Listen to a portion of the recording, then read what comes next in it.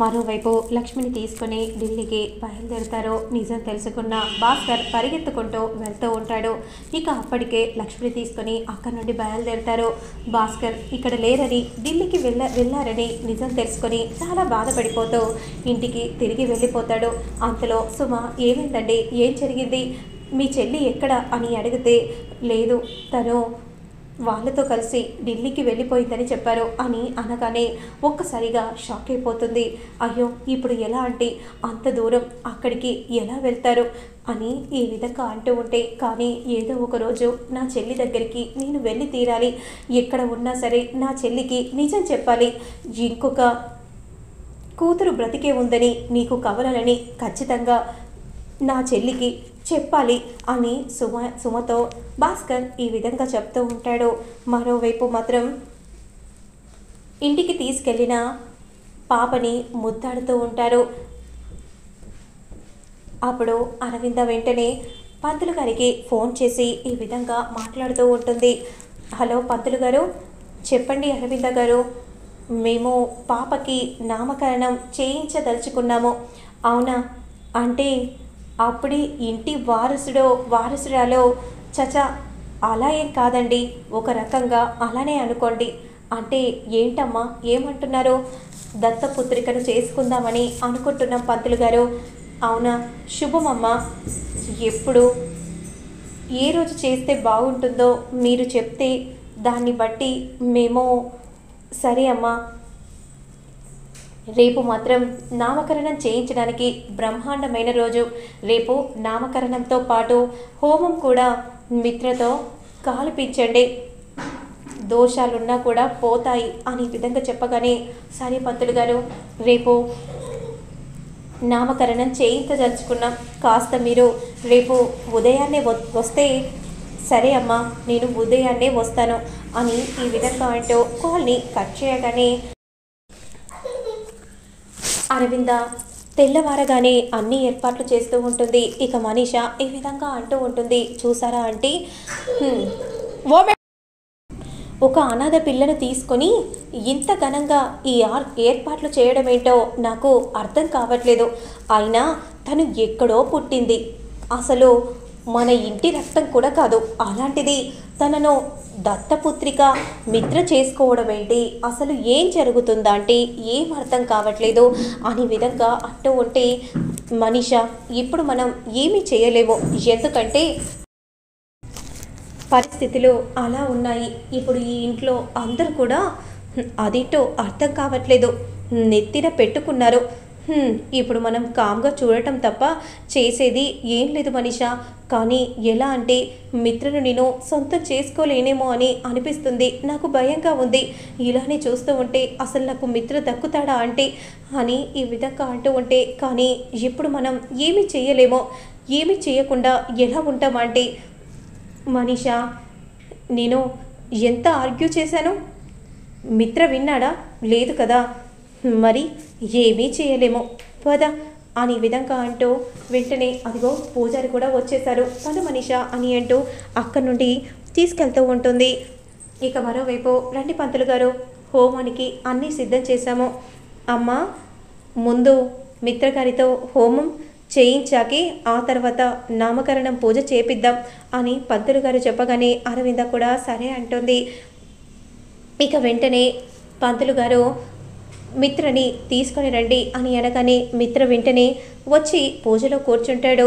పంతులు గారు మంత్రాలు చదువుతూ ఉంటాడు. మనీష దేవయ్యని కోపంగా చూస్తూ ఉంటే వెంటనే, బాబు ఇదిగో ఈ ముడిని ఈ అగ్నిలో వేయండి అని అనగానే వెంటనే అగ్నిలో వేయగానే బగబగా మండుతూ ఉంటుంది.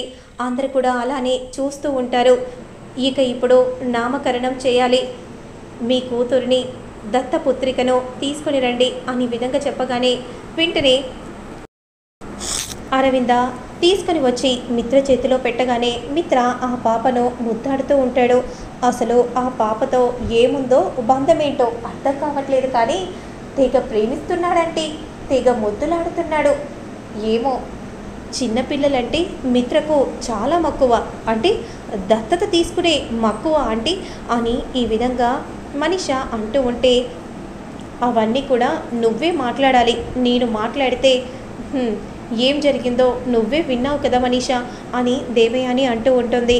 మరోవైపు ఇక పంతులు గారు మంత్రాలు చదివి, "మీరు ఆ పాపకి పేరు పెట్టదలుచుకున్నారు కాబట్టి 3 సార్లు చెవిలో పేరు పెట్టండి. ఏ పేరును మీరు పెట్టదలుచుకున్నారు" అని అనగానే అరవింద వెంటనే మహాలక్ష్మి అని విధంగా చెప్పగానే వెంటనే మిత్ర మాత్రం పాప చెవిలో లక్కీ లక్కీ లక్కీ అని 3 సార్లు అనగానే అందరూ షాకింగ్గా చూస్తూ ఉంటారు. ఏంటి బాబు, మీ అమ్మగారు మహాలక్ష్మి అని చెప్తే మీరు లక్కీ అని అంటున్నారు అని ఈ విధంగా అనగానే, అవునరా, మహాలక్ష్మి అని పిలవకుండా లక్కీ అని అలా ఎందుకు పిలిచావో? ఎందుకంటే మామ్, లక్ష్మి అన్న పదాన్ని నా నోట పిలవదలుచుకోలేదు, అందుకే లక్కీ అని పిలిచాను. ఇంకెప్పుడు కూడా ఈ ఇంట్లో లక్ష్మి అన్న పదాన్ని మాట్లాడకూడదు, పిలవకూడదు, తన గురించి కూడా ప్రస్తావించకూడదు అని విధంగా చెప్పగానే అరవింద బాధపడిపోతూ అలానే చూస్తూ ఉంటుంది. ఇక మనీష మాత్రం అలా సంతోషంగా చూస్తూ ఉండగా మరోవైపు బాబుకి నామకరణం చేస్తారు. అన్ని ఏర్పాట్లు దగ్గర ఉండి చేస్తూ ఉంటుంది. ఇక అప్పుడు వెంటనే పంతులు గారు కూడా వస్తారు. లక్ష్మి బాబుని ఎత్తుకొని పంతులు గారి ముందు కూర్చుంటుంది. అంతలో ముత్తైదులందరూ కూడా విచ్చేస్తారు. లక్ష్మి చాలా సంతోషపడిపోతూ ఉంటుంది. అప్పుడు వెంటనే, ఏంటి మీ కోడలు మాత్రమే కూర్చుంది, మీ కోడలు పక్కన మీ కొడుకు కూడా కూర్చోవాలి కదా అని అనగానే లక్ష్మి షాకింగ్గా అలానే చూస్తూ ఉంటుంది. ఇద్దరు కూర్చుంటే భార్యాభర్తలుగా నామకరణం చేయించాలి కదా, మరి మీ అబ్బాయి అలా నిలబడి చూస్తున్నాడేంటి? అబ్బాయి అదేం కాదండి, తను మా బంధువుల అమ్మాయి అని విధంగా చెప్పగానే, అయ్యో అవునా అండి, మీ కొడుకుకు పెళ్లి చేశారేమో మీ కోడలేమో అని అనుకున్నాం, అయినా బంధువుల అమ్మాయి అయితే మీరు ఇక్కడ నామకరణం చేయడం ఏంటి? వాళ్ళ ఇంట్లో అత్తింటి తరపున వాళ్ళు చేయాల్సింది కదా, అంటే అనుకోని కారణాల వల్ల మేము ఇక్కడ జరిపించాల్సి వస్తుంది అని ఈ విధంగా చెప్పగానే, సరే అమ్మా, నువ్వేం కంగారు పడకు, బాధపడకు, ఏదో తెలియకుండా మిమ్మల్ని మాట్లాడేశాము అని ఈ విధంగా అనగానే, ఇక సరే అండి పర్లేదు అని లక్ష్మి అంటుంది. పంతులు గారు మంత్రాలు చదువుతూ ఉంటారు.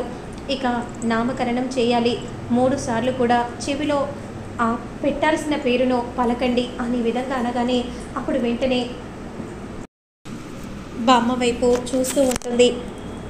అమ్మ, బాబు పేరు జున్ను అని పెట్టమ్మా అని అనగానే, సరే అండి అని అంటూ లక్ష్మి బాబు చెవిలో జున్ను జున్ను జున్ను అనే విధంగా 3 సార్లు పలుకుతూ ఉంటుంది. ఇక వెంటనే, ఇదిగో అమ్మ, ఈ బియ్యంలో జున్ను అని అక్షరాలతో రాయండి అని విధంగా చెప్పగానే వెంటనే